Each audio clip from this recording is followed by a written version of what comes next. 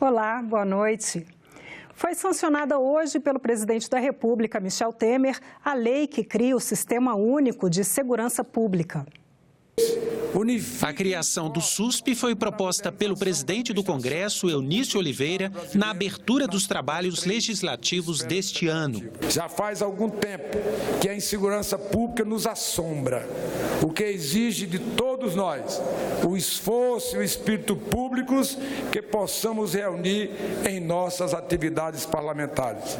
Já temos um exemplo, o Sistema Nacional da Saúde, por meio do SUS, temos um Sistema Nacional de Educação por meio do Fundeb, mas nenhum sistema efetivo e unificado na área de segurança pública.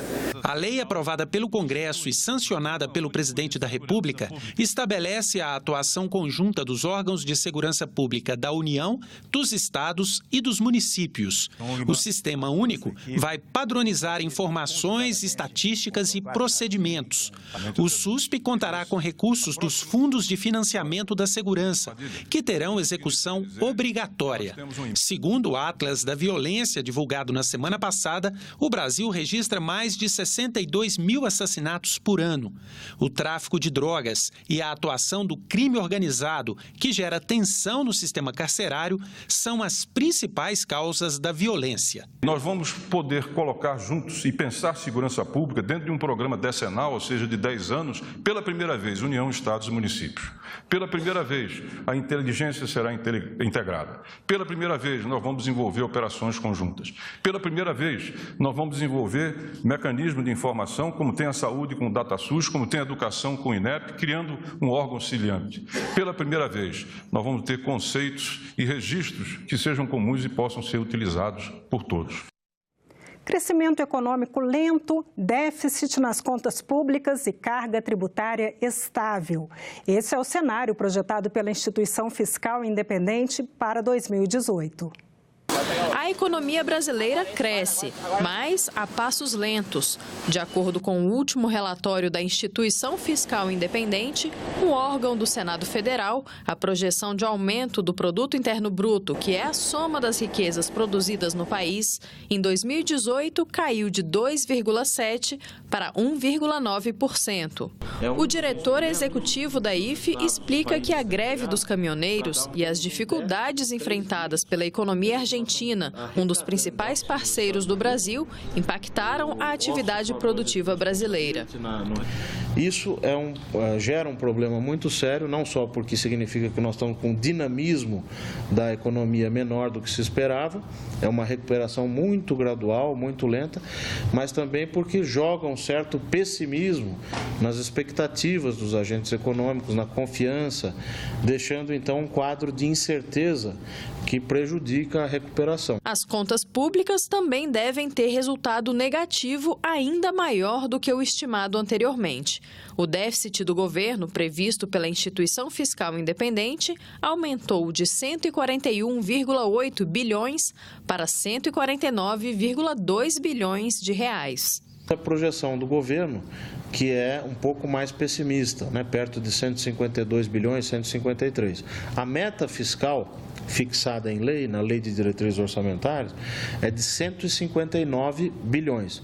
Quer dizer, mesmo no caso do governo, haveria um espaço que vai ser usado para comportar, para acomodar esse subsídio que foi feito para o preço do diesel, sem entrar no juízo de valor se é positivo ou negativo, mas isso tem um custo.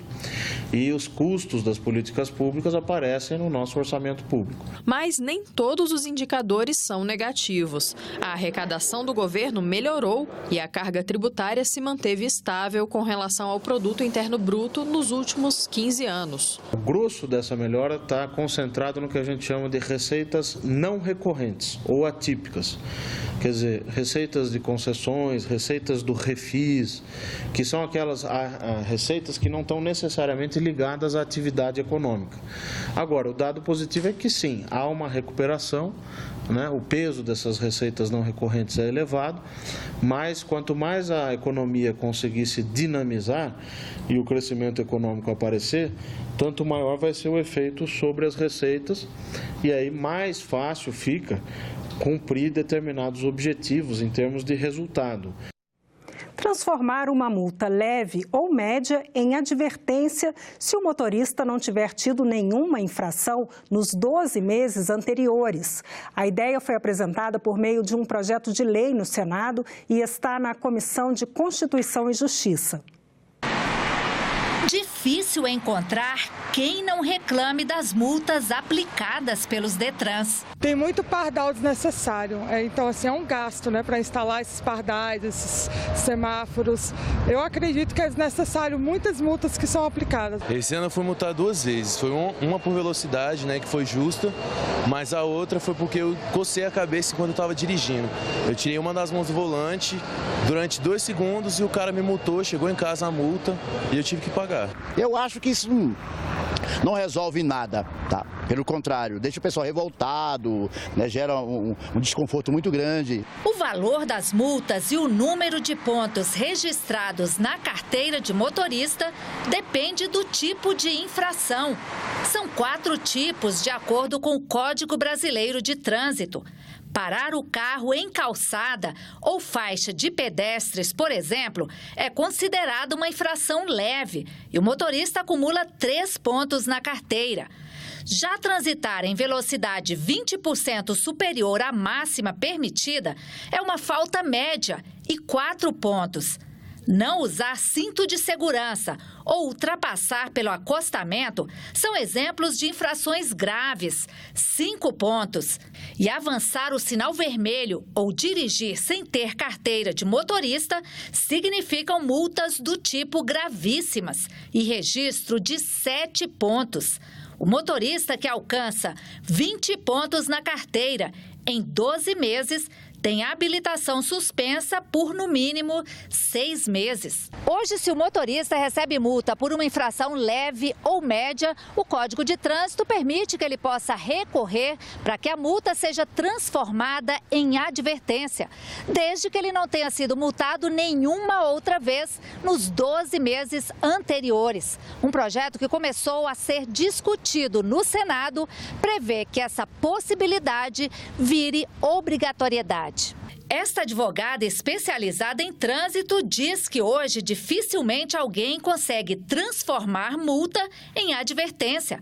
E o projeto vai garantir esse direito ao motorista. É um direito que o condutor tem, que o cidadão tem e que muitas vezes ele não faz porque ele não tem conhecimento daquele direito ou ele não sabe como fazer. E o projeto de lei sendo aprovado, ele é benéfico para todos os condutores, ele é mais prático, ele é eficiente, ele inclusive deixa de encher a autarquia de trânsito de requerimentos, de solicitações. Já este consultor do Senado concorda que a proposta é válida no caso da fiscalização eletrônica de velocidade, mas discorda da transformação em advertência de outros tipos de infrações, mesmo consideradas leves e médias. Eu acho que já é um pouco complicado você transformar automaticamente em advertência, por exemplo, estacionamento proibido ou transitar fora do horário regulamentado, porque aí você cria um incentivo para a pessoa, da primeira vez, ter certeza que não vai ser punida. Para o autor da proposta, senador Wilder Moraes, a intenção é principalmente colocar um freio no que ele considera uma indústria de multas. Nosso projeto, o que ele faz? Ele facilita a vida do motorista, porque na verdade ele não precisa ir ao Detran, pegar fila, fazer nada disso, é um processo já eletrônico. Então, se ele tiver uma multa nesse período, que ele tem 12 meses sem acontecer nenhuma multa, isso já é automático, vem ao Detran uma notificação dele simplesmente com advertência e não gerando uma multa e saqueando mais uma vez o povo brasileiro. A violência aumenta no Acre. O número de mortes triplicou nos últimos 7 anos. Para conversar sobre esse tema, o programa Assunto de Estado recebe hoje o senador Jorge Viana. É terrível esse momento, mas tem jeito. Mas o único jeito é uma ação coordenada. Não vai importar se vai custar 1 bilhão, 2 bilhões, uma ação com os estados. Quanto custa 60 mil vidas? Nenhuma guerra mata mais do que a guerra civil que o Brasil está vivendo sem assumir. Então, o desemprego, esse aumento da pobreza, agora está aumentando até a mortalidade infantil, tiraram o Bolsa Família de 1 milhão e 200 mil pessoas agora. As pessoas não conseguem mais viajar, as pessoas não conseguem mais comprar. Tudo isso colabora com essa piora da qualidade de vida das pessoas, com o aumento da violência. Você cria um ambiente mais propício e as organizações criminosas estão tomando de conta. O programa Assunto de Estado começa logo depois do argumento. Os perigos dos balões e fogos de artifícios, comuns nessa época de festas juninas, são o tema do especial Cidadania, que vai ser publicado amanhã no Jornal do Senado. Estamos no mês das festas juninas, que geralmente são acompanhadas pelo hábito de soltar fogos de artifício e pelo crime ambiental de soltar balões. Neste ano, os dois problemas podem ser agravados porque, junto com as festas juninas, teremos a Copa do Mundo. Por isso, fogos e balões são o tema do especial Cidadania que o Jornal do Senado publica nesta terça-feira.